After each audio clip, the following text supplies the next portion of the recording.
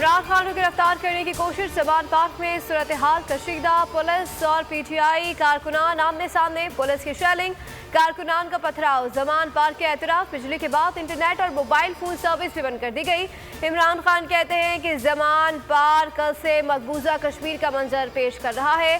Police ने PTI कारकुनान पर जिस तरह तशद्दुद किया उसकी मिसाल नहीं मिलती। मेरी जमानत 18 मार्च तक थी, अदालत में पेश होने की अंडर टेंटिंग थे, उसके बाद भी गिरफ्तारी का कोई जवाब नहीं। बोले कि लंदन प्लान में तय किया गया था कि इमरान खान को जेल में डालना है। ये सब किसी कानून के तहत नहीं, मुआहदे के तहत हो रहा है। मुल्क भर में तहरीक इंसाफ का एहतजाज, फिर मुकीम पाकिस्तानियों का भी कप्तान से भरपूर इजहार यकजहती। तोशाखाना केस में इमरान खान के वारंट गिरफ्तारी चैलेंज। इस्लामाबाद हाई कोर्ट में तहरीक इंसाफ की दरख्वास्त पर समाअत आज होगी। चीफ जस्टिस आमिर फारूक समाअत करेंगे। कप्तान की मुमकिन गिरफ्तारी की सूरत में पीटीआई हिकमत अमली तैयार करेगी और चेयरमैन की गिरफ्तारी के बाद भी पीटीआई रहनुमा पार्टी के फैसले करेंगे। मुशावरती कमेटी में शाह महमूद, आजम स्वाति, एजाज चौधरी, मुराद सईद, सैफ रियाजी शामिल हैं। शाह महमूद कुरैशी कहते हैं कि खून खराबा नहीं चाहते, बाहिमी मुशावरत से रास्ता निकालने के लिए तैयार हैं।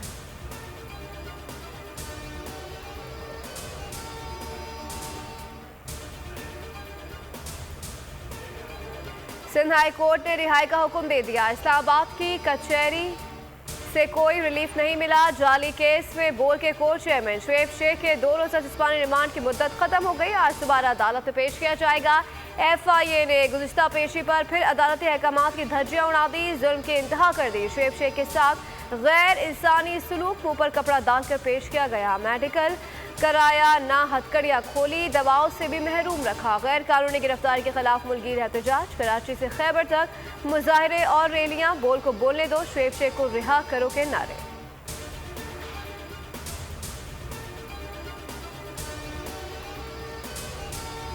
बोर्ड के को चेयरमैन शुएब शेख मुख्तलिफ तकालीफ में मुब्तला, तबी सहूलतों के बुनियादी हक से भी महरूम। अदालती हुक्म पर पेम्स में मेडिकल चेकअप, कोरोना का टेस्ट भी किया गया। डॉक्टर्स का कहना है कि शुएब शेख को सांस और पेशाब की तकलीफ महसूस हो रही है। मेडिकल बोर्ड की ढिटाई बरकरार। कोर्ट चेयरमैन बोल को अस्पताल दाखिल कराने से इनकार कर दिया। अस्पताल से FIA सेंटर मुंतकिल।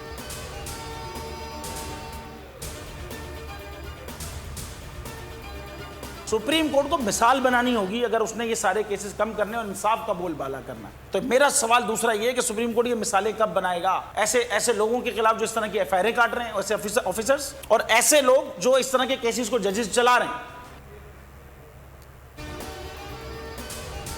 बदतरीन तशद्दुद और गैर इंसानी सलूक किया गया। फासिल जज को रिश्वत देने का इल्जाम पर कोई सबूत नहीं मिला। को चेयरमैन बोर्ड शुएब शेख का बयान, कहा फासिल जज के बयान पर उनको FIA ने मुकदमे का हिस्सा नहीं बनाया। ये केस उसी वक्त ख़त्म कर दिया गया था।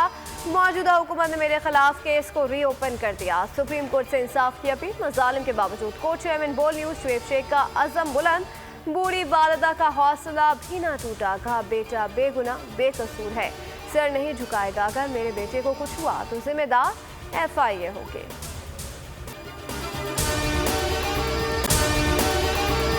अगर आपको हमारी ये वीडियो पसंद आई है तो लाइक पर क्लिक कीजिए। को चेयरमैन बोल शुएब शेख के खिलाफ मनगढ़ंत, झूठा और बेबुनियाद केस। हुकूमत इंतकामी कार्रवाइयों पर उतर आई। रिश्वत देने के झूठे इल्जाम के पीछे असल हकायक वो ले आया अवाम के सामने। सिंध हाई कोर्ट की जानिब से 10 मार्च को एग्जैक्ट केस में बरियत का फैसला भी दे दिया गया, जो रिश्वत केस इल्जाम को झूठा और बेबुनियाद साबित करने के लिए काफी है। सवाल ये उठता है, न रिश्वत लेने वाला न देने वाला मौजूद, तो फिर ये मुकदमा क्या है? गुज़िश्ता 5 सालों में ना तो कोई गवाह पेश हुआ और ना ही कोई सबूत सामने आया, जबकि कोई इंक्वायरी अमल में नहीं लाई गई। जब मुल्ज़िमान से कोई तहकीकात नहीं की गई, कुछ साबित नहीं हुआ, तो फिर ये मुकदमा क्या है? इससे कबल केस की इंक्वायरी कमेटी के सामने खुद जज कादिर मेमन ने रिश्वत के इल्जाम की तरदीद की थी और कमेटी को तहरीरी तौर पर आगाह भी किया था। इस झूठे और बेबुनियाद केस की कानूनन कोई हैसियत नहीं। सिंध हाई कोर्ट इस मुकदमे में शुएब शेख को बरी कर चुकी है, तो फिर इस नाम नेहाद इल्जाम की कानूनी हैसियत क्या है? बोल इंसाफ का मुंतजिर है।